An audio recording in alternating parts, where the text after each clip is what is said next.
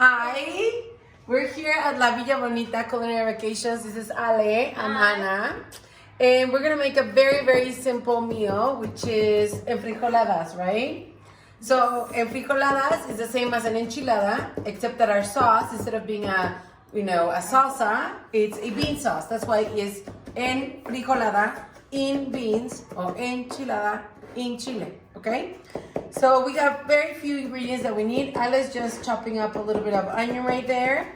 We have cooked beans here that we cooked previously. You can use canned if you want to, not my preference, but these are just boiled beans, okay? We have corn tortillas. I would only use corn tortillas, not any other kind of tortilla. We are gonna stuff ours with turkey ham, but you can stuff them with chicken, with eggs, scrambled eggs. You could make them vegetarian with like zucchini, mushrooms, whatever you want. But we're gonna do them with ham. We have here 2 cups of queso chihuahua. But if you don't have queso chihuahua, any melty cheese like a Gouda, a Monterey Jack, anything like that will work. And then my favorite part is we're gonna add some serrano chiles onto our enfrijoladas because they get roasted and they're delicious and bubbly. So, first thing we need to do is, we have 6 people, right? So are we doing 1 or 2 enfrijoladas per person? Yeah, I think 2 because the tortillas are really big. Let's just do 2. Okay, so we're gonna do 12 tortillas. I'm gonna come here, Rob, and I have a pan where I'm gonna add in here my preferred fat, which is lard.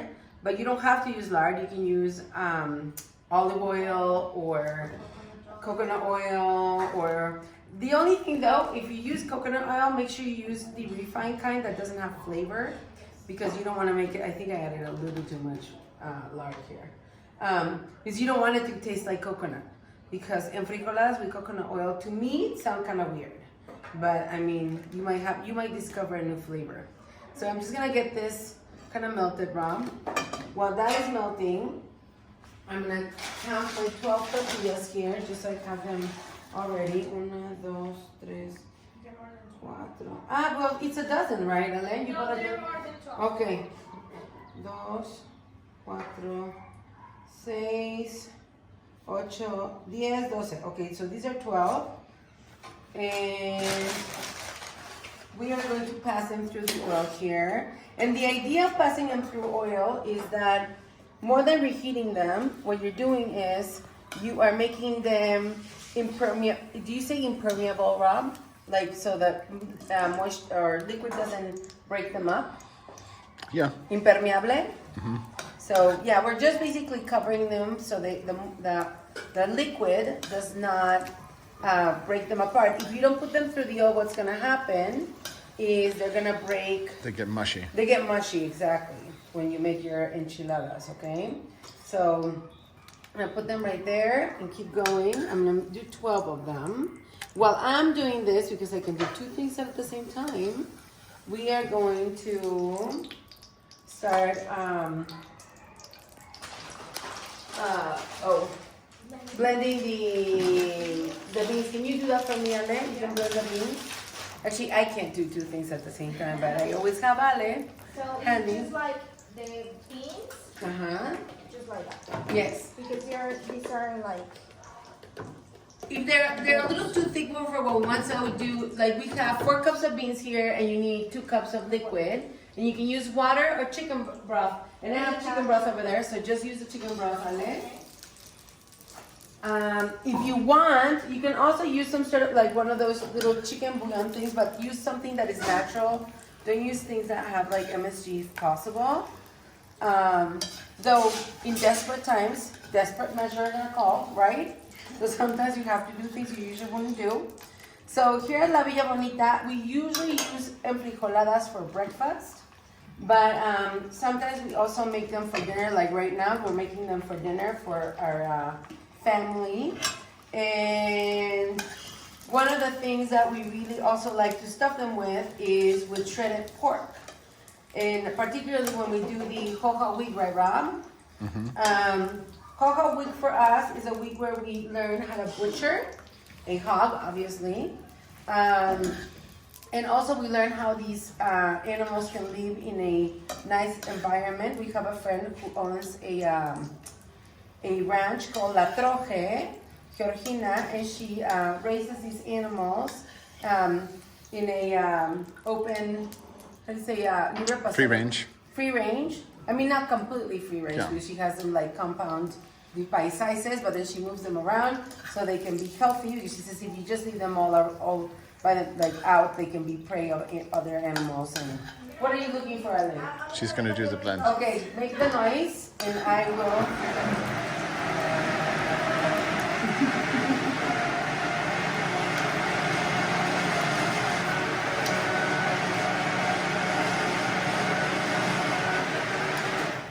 Okay, perfect. So now I'm almost done with these. So I don't have a lot of fat left over. So what I usually do when that happens, I will just like put one of the ones that have a lot of fat on and put it in between the ones that don't have a lot of fat, and we just kind of like absorb it. But you still have to just turn them around so they can keep getting some of the fat. And I'm gonna grab another one from here.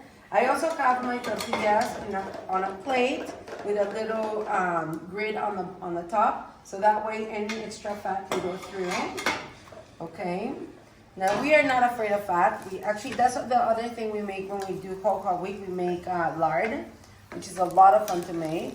We think that if we're gonna learn how to butcher an animal, we should learn how to use the whole thing.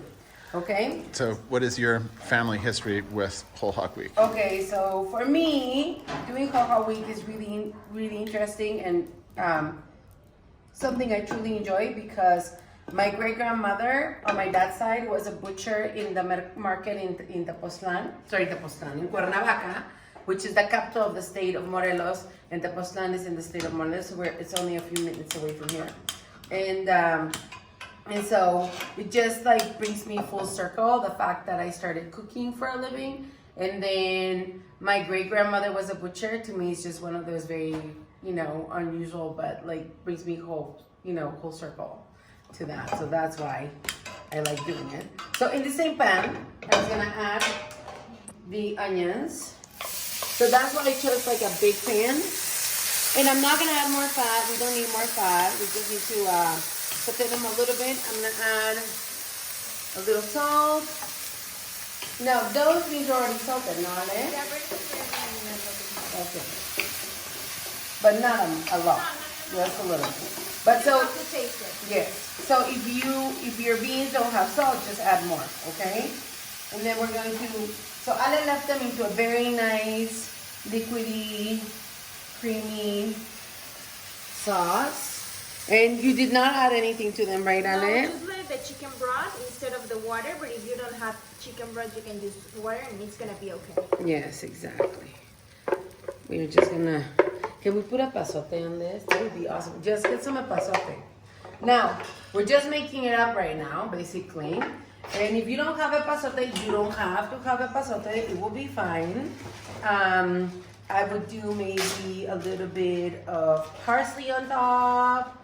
But if you have a pasote dried or fresh, it would give it a really, really nice flavor. So this is a pasote. It's a weed that grows in central Mexico and even in northern Mexico. And we're gonna put it right here and let it just boil a little bit. Meanwhile, we're gonna put together our enfrijoladas just by folding them in like this. So I don't know if you know that there's an inside and an outside of a tortilla. The inside is this like really thin skin here, and so that's where you want to put your piece of jamon or ham. And the outside is this other piece that is thicker, okay? So we're just gonna put these here and just start assembling them, okay? So you wanna help me with half of them, Ale? Yeah. And so you can do one and I can do the other one. And, oops, sorry, I think I gave you the whole thing.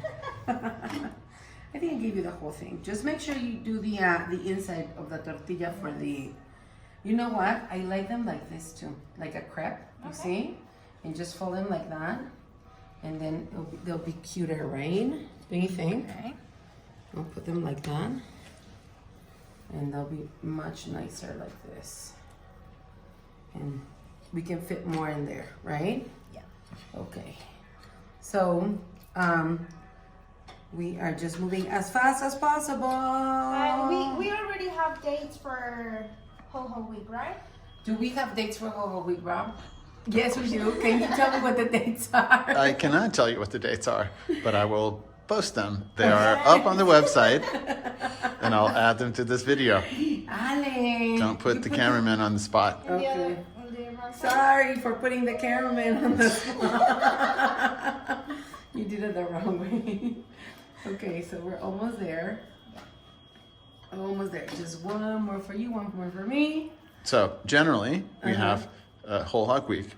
1 week in October, 1 week in January, 1 week in March. Okay. So those are the general dates, but on our website, you can see the specific dates. Okay. Okay. So I'm gonna just put this in here in this one right there. You see? And then we're gonna add in here the beans, but I'm just gonna try not to make a mess here. So you want them to be quite loose because otherwise they're gonna get too thick when we do we'll put them in the oven. And we have an oven at 350 right now. We're gonna cook them there for a few minutes. No los cortes. I like them without cutting them. Oh, this is for decoration. That's just for decoration. Okay. Yes, I forgot. Ale likes decoration. I just don't care. I mean, I do, but not as much. Just throw those on top. Just throw them so they can. ¿Sabes? But you know what? Just roll them up so they get nice and hot. And maybe you could toss them a little bit in some of this oil that we have left over here, and add some salt. What do you think? Okay. That'd be nice, right? So they can get nice and. Just gonna keep adding this here. We're almost done, Rob. Don't get impatient. We're almost done. Dinner will be soon. I promise. So we've been really enjoying our home and our cooking and the kids and doing things with the kids, right? And playing board games. Okay, that's perfect, yes. And then let's add the cheese on top and then we'll stick it in the oven. And it will be ready. Okay.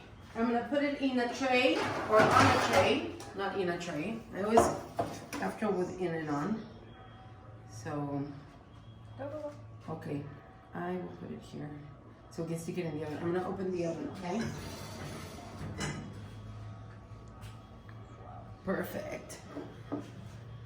Okay, that looks awesome. So, There you go. here it is. I'm gonna stick it in the oven on the upper part because I want this stuff to get like nice and bubbly. And the chiles too.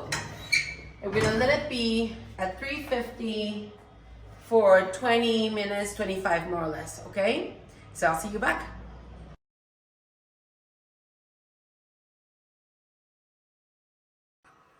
Hey, so we're back with our enfrijoladas, and we're gonna pull them out of the oven. So do you have 2 of those, Ale? Yes. Okay, perfect. I'm gonna pull this out.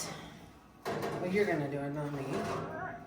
There it is. Beautiful enfrijoladas. Ready for dinner tonight. And if you made them maybe for, you could serve them with a salad if you wanted to. You could use them as a brunch dish. For brunches, they're really, really good. So we are happy to have you here at La Villa Bonita. Maybe next time and try our enfrijoladas. Enjoy yourselves. Bye. Bye.